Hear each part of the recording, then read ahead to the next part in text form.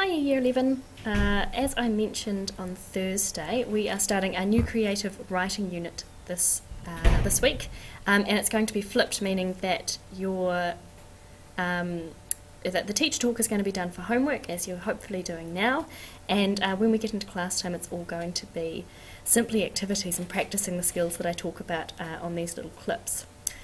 So let's get into it. Creative Writing 2013. At the end of this presentation here, this workshop, I want you to list all of the things that you need to consider when writing a character description in your English book for tomorrow's lesson. Now, this is quite important because, of course, without me doing the teacher talk in class time, you won't have very many notes on the topic. So it'll only need to be a list, it won't need to be a whole paragraph of things. So once you've finished, I want you to go back through, sort of find the place where it tells you all of the things that you need to consider when writing a character description, and quickly jot them down into your books for me, please. Alright, this is what this internal standard looks like. It's 1.4, it's called Produce a Piece of Creative Writing, and it is worth 3 credits. It's our last internal this year, which is really exciting. We only have 2 weeks to complete the task, which isn't ideal because really I'd like to spend 3, so we need to get moving. If we do run out of time and we need some of term 4, we can use it. However, that's cutting into our revision and our reset time, so it would be best if we all work really hard and get it done this term. The final task of this internal is to write a descriptive piece of writing. You'll be describing either a person or a place, it could be both, in 2 different ways, either a now and a then, so describing what the place or person is like today and how you remember it as a child, or in a different season, in a different setting, so basically, in 2 different ways. The first week we will work on the skills required for this assignment, and the second week we will be working on the task. So, let's just remind ourselves of a few of the basics of descriptive writing, okay? Descriptive writing doesn't usually involve an awful lot of plot, just so you know. You are describing a place or a person. Of course, a good way to describe a person is to show them doing something, but we'll discuss that later. Involved in this form of descriptive writing are always adjectives, okay, describing words. Verbs are involved in every single sentence you write, but in descriptive writing we need more vivid verbs than normal. So not words like went or go, okay? I want you to talk about how somebody did something, okay? Adverbs might also help you there. Lots of small detail. The cleverest of writers can make the most mundane things seem the most exciting, and often that's done by really focusing on the little things that show lots about people: a scar, a piercing, a hair colour, something like that. And also the use of contrast, talking about a big overarching view of something and then zooming right into a really small detail again. Of course, do not forget about our lovely imagery tools such as metaphor, simile, personification, illusion, and any others you can think of. Okay. Our only danger with this is that we overuse them a little bit, but let's start out with lots and take it back a bit and create the best piece of writing we can. Before we talk about any specific type of descriptive writing, you also shouldn't forget to decide on which form of narration you'll use. Okay, first person is the talking about what you personally did, or the fictional you in the book. The third person is talking about another character, but you can see into their thoughts, and you can see everything that they're doing. Okay, it can be called the God narration. Okay, so it's as if you're sitting on their shoulder and you can see everything they're doing. Second person is talking about you, and a famous example of that is the Goosebumps books. But please don't use this one. It's usually not done very well, and it's quite a difficult one to use.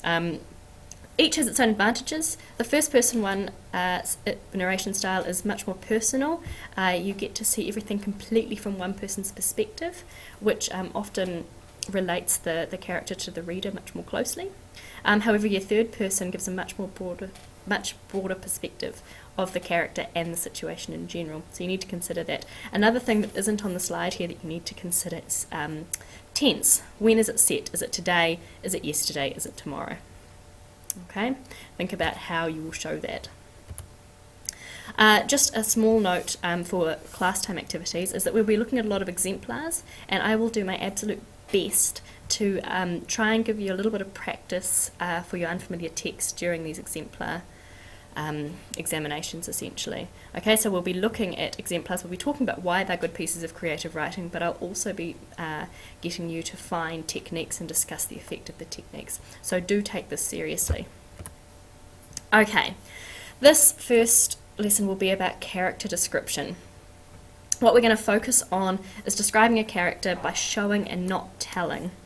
Okay, I get sick of being told what somebody's like rather than finding out through my own imagination and reading. Okay, prime example of this going terribly wrong was a lovely couple of sentences from a Year 10 student that I had earlier this year. She said that she had described a very handsome man, and she said, "He has the most beautiful eyes and an amazing body. I melted when he looked at me and winked," which I thought was really, really cute.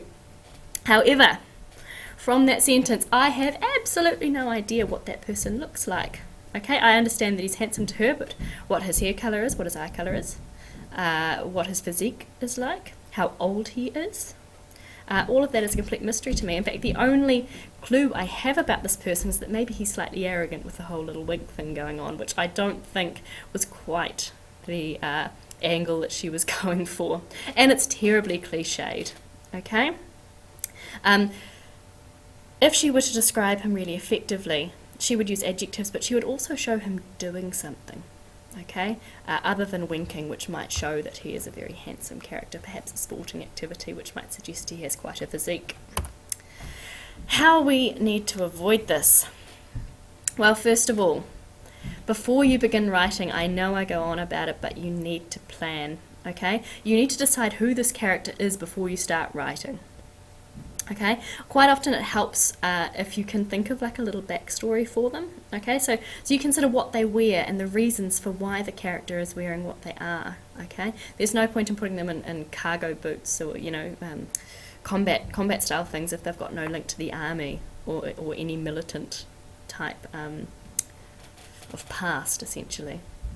Okay, so you need to consider what they wear, consider how they do what they're doing things. That's this vivid verb thing that I was talking about, not just what they're doing. Okay, and these two things need to link together. As if you describe someone stomping into the supermarket and then describes them wearing a pretty little dress, it doesn't mix. Okay, so you need to consider not just what they're doing, but how they're doing it. How do they move? Do they slink around? Do they stomp? What's the purpose of how they move? Is it from their past? Is it related to what they're doing right then?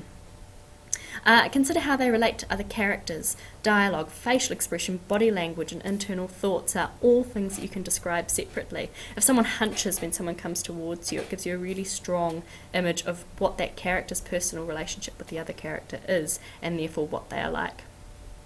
Okay?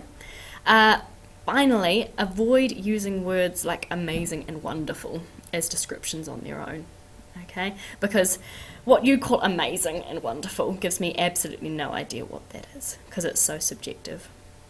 So, most importantly, ensure that all of these elements work together cohesively. Like I said earlier, don't put someone in a pretty ballet dress and then have them stomping around everywhere unless there's a purpose to it. Okay? You need to have an idea about what the character is and build these things around it. Okay? That's where your planning becomes so important. So, when you start writing, you need to figure out who your character is, what their backstory is, why they are the way they are. Of course, not in too much detail, because that will take you forever. Then you need to then you need to figure out what their costume's like. How we know this without you telling me that he is an assassin who's going to kill lots of people. Yeah, because that's a really boring story if you describe it like that. Yeah? Then you need to ensure that all those elements work together, and if you want to show a self-decide you can, but you need to show that that's an exception rather than the rule of what that person is like. Tomorrow I am away on a course, but do not be fooled. This activity is exactly what I would be doing if I were there, so don't waste time. We quite frankly do not have it if we want to get it finished by the end of this term, because of course we have exams next week. Okay, you'll start with an exemplar to look at, like I said earlier, and then you'll answer some questions and then go on to several writing activities. Remember, the questions will link strongly to unfamiliar text type questions, so they're equally important. Of course, the exemplars are to give you really positive examples of creative writing, and specifically tomorrow it will be character writing, so do take them seriously and see what you can learn from them. I will check all the writing that's done based on that writing activities on Wednesday, so do ensure they are finished. And don't forget to watch the video tomorrow night, because there will be another video relating to what we're going to be doing on Wednesday then. I hope there aren't too many teething problems as the other issue, but we'll no doubt sort them out on Wednesday. Finally, this is the last part of my little speech. Just a reminder that you need to go back now, if you haven't already done it, and list the things that you need to consider when writing a character description. Okay, it needs to be written in your English book for tomorrow's lesson. If not, you might find it quite difficult to remember what I've said. I hope this is useful and that it works for everybody, and that you all have a really enjoyable night. See you later. Bye.